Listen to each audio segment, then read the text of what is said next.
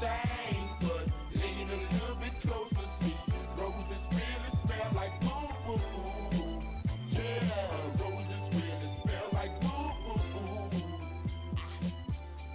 Where's Jeff? Oh, I I'm guess coming. I'm He's coming. getting fancy at the after party. Beth, you can all just hang out as long as you feel. That's true. Hey. This is what happens when you let Jeff be at the after party. I have switched to Highwire Red Cosmos, and I am loving that choice. Oh, man. I'm still the only one here. Actually, that's not true. Alexa and Corey have started the festivities finally. I've been here for 6 hours. It's good times. Oh my goodness. Well, but before we close things off and all join Jeff and his libations at the year for the season. Maybe there'll be more awards next year. Maybe you can win one. Don't try. Okay. It's magic. But this one has a special place in my heart. There was a moment during the season that I look back on as just pure comedy that I'll never attain. Some people just have it. And based on just the suggestion of costume, this man gave a 9-minute personal story that included like sheep's costumes, Lady and the Tramp, except instead of the spaghetti, it was the meatballs, like commentary on what's fair in a costume contest, middle school, high school, post-college experience, the most wholesome family moments, and the nastiest makeout session with too many people watching. And so our final award for season 1 for best personal anecdote, we award to Dante Arman. It's the best 9 minutes we saw all year, at least in my view. We'll link it to people. Go watch it. If you didn't see it already, it was part of an amazing cakewalk set earlier this year. Dante. It affects me. But that was one of over 170 people who joined us for the first season, and I am humbled to have shared a Zoom stage with all of you. So thank you so much. Y'all, we did it. Yeah. I think we have a few announcements about next season real quick though, right? Yeah, well, let's talk a little bit about next season. The schedule, there's a couple tiny things we're figuring out. But Friday nights next season will be completely programmed by the Maryland Improv Collective and the Black Improv Alliance. So Blue will be scheduling Monday or the first Friday. And we know that for the first month, for February 5th, it'll be Cakewalk. Is it the Newlywed Game or the Dating Game? It's the Newlywed Game. Newlywed Game. Some sketches from Michelle Faulkner and a Tastemaker set. Yes. With Coco Galore is the guest. So that's going to be a bonkers 2 hours. The Black Improv Alliance will do the second, third, and fourth Fridays. The details of who's performing when are still coming together. They're still getting submissions. So, we're gonna release that as soon as we can get it. The schedule is, like I said, is almost completely done. There's a couple little things we have to figure out. So it'll be announced probably tomorrow or Monday once we tie those things up. The teams know when they're performing though. So that's the important part. But it is, beyond the Fridays, it's going to be nuts, folks. We're going to be doing 7, 8, 9, and 10 o'clock on Saturdays.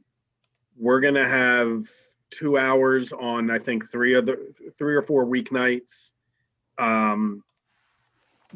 The mind of Robin Stegman has been unleashed. Gritty is involved.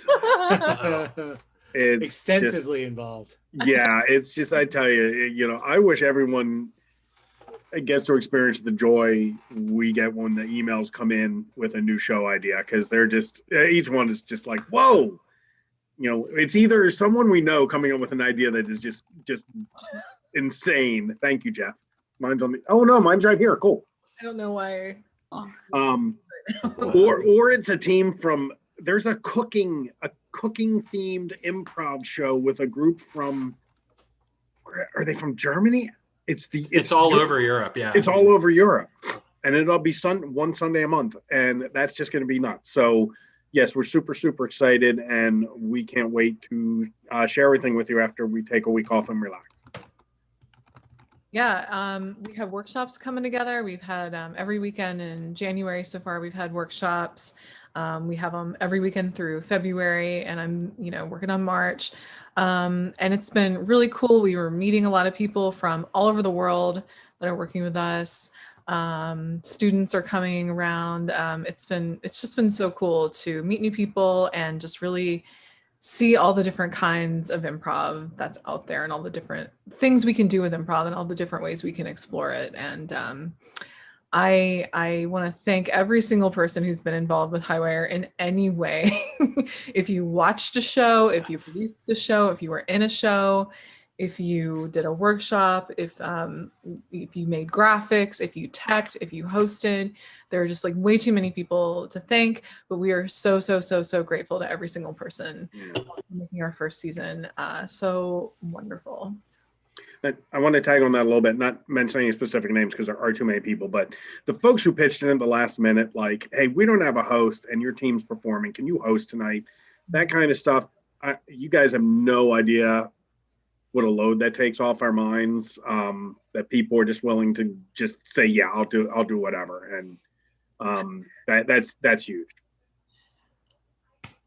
Jeff, do you have anything to add? I do. In fact, Great. Far be it from me to bring the house down, but I just want to say thank you very sincerely, not only to the community at large, but to Kristen and Brian and Barry. I am clearly the dead weight here, and nobody knows that more than you do.